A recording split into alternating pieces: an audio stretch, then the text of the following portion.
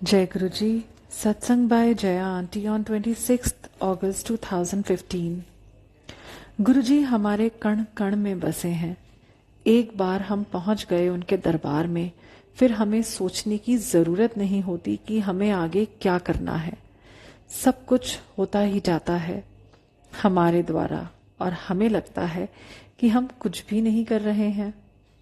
ये मेहर तब और भी ज्यादा बरसने लगती है जब हम अपने घर गुरुजी का सत्संग कराते हैं।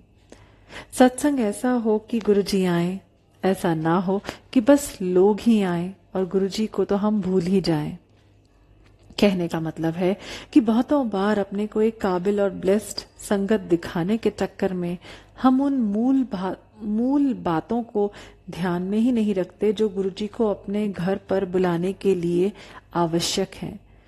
घर की सफाई कर सजा तो लेते हैं पर अपने भाव को शुद्ध नहीं कर पाते। दिखावा ही अहम मकसद रह जाता है। सत्संग जब भी करते हैं हम गुरुजी के साथ, समस्त ब्रह्मांड की शक्तियां हमारे घर पधारती हैं। ये अपने साथ वो पॉजिटिव ऊर्जा लेकर आती हैं जो बरसों से हम पर राज करते नेगेटिविटी को दूर फेंक देती है और फिर हमारे अंदर नई चेतना, नई ऊर्जा का संचार हो जाता है। सारे काम बनने शुरू हो जाते हैं। कई संगतों के अनुभव सुनने से ये बयां करना आसान हो पा रहा है कि एक सत्संग की चाबी हमारे हाथ लग गई है, जिससे हम हर दुर्भाग्य से बंद ताले को खोल सकते हैं। बस सत्संग में अपार श्रद्धा से ही हम उपस्थित हों। इस दौरान एक अहम बात जो समझ आई कि हम अभी भी इसका उसका तेरा मेरा में फंसे हुए हैं। जब सब कुछ उस दाता का ही है तो फिर हम हर एक में उसी को क्यों नहीं देख सकते। जब गुरुजी से पृथक कुछ है ही नहीं तो सब गुरुजी के और गुरुजी सब में ये भाव रखना जरूरी है। यदि ये नहीं आ पा रहा है तो हम गुरुजी से अरदास करें कि हमें वो समझ दें कि हमें हर नूर उन्हीं से रोशन नजर आए। गुरुजी हम सब में वो गुण प्रवेश कराना चाहते हैं जो एक सांसारिक संत में हो। सांसारिक बंधन को छोड़कर हम गुरु को पा नहीं पाएंगे, क्योंकि हमारा कार्मिक बंधन अभी चल रहा है और हमारे आध्यात्मिक उत्थान के लिए हमारे अंदर संत गुणों का समावेश होना भी जरूरी है। और ये बहुत बड़ा कारण है कि बहुत बार गुरुजी से जुड़ते ही हम संसार के लिए वैराग्य का अनुभव करते हैं। पहले हम सबसे वैराग्य महसूस करते हैं। एक अवस्था आती है जब अपने बच्चों तक से हमारी प्रीति खत्म हो जाती है। बस गुरुजी के अलावा सब कुछ नीरस लगता है और उसके बाद हमारे अंदर एक नया प्रेम उदय होता है। इस बार ये प्रेम व्यापक है, सिर्फ अपने घर और जुड़े लोगों तक नहीं सीमित है, सबके लिए है और गुरुजी तो सर्वोपरि हैं ही। दरअसल हम में वैराग की जरूरत ही नहीं है, क्योंकि हमारे गुरु पूर्ण रूप सद्गुरु हैं। वैराग्य की जो झलक हमने अपने अंदर पाई वो हमारे बेकार के अटैचमेंट को देखने और महसूस करने के लिए था। हम अपने इस अटैचमेंट के कारण ही कभी आगे नहीं बढ़ पाते हैं। यदि हम प्यार जरूर करें पर व्यर्थ के जुड़ाव से अपने आप को दूर रखें तो हमें किसी से भागने की जरूरत नहीं होगी, ना ही कभी हमारा दिल दुखेगा। जुड़ाव हमें कमजोर करता है। जुड़ाव हमारे अंदर उम्मीद पैदा करता है जो हर रिश्ते के अंत का कारण बनता है।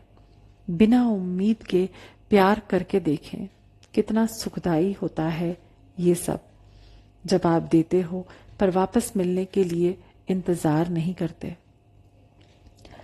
फेसबुक पर एक अरदास जो बार बार मेरा ध्यान खींचती है। गुरुजी आप इतनी मेहर करो कि हमारा ये सर जब भी झुके आपके आगे झुके और कहीं नहीं। ये हम गुरुजी से क्या मांग रहे हैं? हमें गुरुजी विनीत बनाना चाहते हैं और हम अपने अहम को बढ़ावा देने के लिए गुरुजी से ही प्रार्थना कर रहे हैं। हम अपने अंदर होने वाले विकास को खुद ही रोक रहे हैं। शायद बहुतों को ज्ञात होगा कि सन्यास या साधु धर्म में भिक्षाटन भी एक आयाम है। जिसे भी अपने अहम की आहुति देनी है, उसके लिए भिक्षाटन जरूरी है। हमारे गुरुजी भी इस प्रक्रिया के तहत मुंबई में रहे हैं। हम तो बड़े भाग्यशाली हैं जो इन अहंकारों को नष्ट करने के लिए हमें घर द्वार छोड़कर किसी से भीख मांगने की आवश्यकता नहीं होती है। गुरुजी हमें हमारे गुजरती हुए परिस्थिति में ही मौका दे देते हैं कि हम अपने अहम को छोड़ पाएं। मुझे जो अब तक समझ आया है कि हम जब तक किसी से मांगना नहीं सीखते, वो भी बिना किसी उम्मीद के कि मिल ही जाएगा या नहीं मिलेगा, बाद में बिना किसी गिल्ट फीलिंग के कि काश ना मांगा होता, मिले तो भी ठीक ना मिले तो भी ठीक, तब तक हम अपने अहम के वश में हैं। जब हम गुरुजी से मांगते हैं तो उनके बंदों से भी क्यों ना मांगे। गुरुजी की फोटो मांग लेते हैं, लॉकेट मांग लेते हैं, पर जब पैसे की बात आती है तो हमारा अहम आ जाता है। ये पैसा हमारा ही बनाया हुआ है। इंसानों के अलावा किसी भी जीव के पास पैसे नहीं हैं, पर वो अपनी आयु मस्ती से जी कर ही मरते हैं। जब कभी हमें गर्मी लगती है, हमारी अरदास से प्रकृति बादल लाकर हमें राहत देती है। जब भी हम मुसीबत में होते हैं, प्रकृति हाजिर हो जाती है रूप बदलकर। इतनी बड़ी घटना को हम नजरअंदाज कर देते हैं, पर जब कागज के टुकड़ों को देने या लेने की बात आती है तो उसमें हमारी मैं आ जाती है। हमें लगता है कि हम ही हैं जो इसे अर्जित कर रहे हैं, और पता नहीं कल हम इसे अर्जित करने में सक्षम हो भी पाएंगे या नहीं। हमें ये सोचना जरूरी है कि कल क्या हम इसका इस्तेमाल कर भी पाएंगे कि नहीं। यदि नहीं तो आज ही क्यों ना इसका सही इस्तेमाल कर लें। हम अपने आप को इस तरह से भूल चुके हैं कि समझ ही नहीं पा रहे हैं। गुरुजी इन कागज के इस्तेमाल के बगैर भी हमें जिंदा रख सकते हैं, आनंद में रख सकते हैं। हजारों साल से योगी मुनि अपने पास इस धन को नहीं रखे हुए हैं। उनके पास वो धन है जिससे वो सृष्टि से हर वो आवश्यक वस्तु पा ले रहे हैं जिनकी जरूरत उन्हें है। हम सब वो मुकाम पा सकते हैं क्योंकि हमारा गुरु बहुत ही शक्तिशाली है। ऐसी शक्ति जहां गुरुजी के चेहरे को देखकर ही मेडिटेशन हो जाती है। किसी ध्यान क्रिया के अभ्यास की जरूरत ही नहीं है।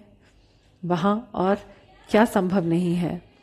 गुरुजी हमें इन पैसे की माया से बाहर निकालें। जय गुरुजी।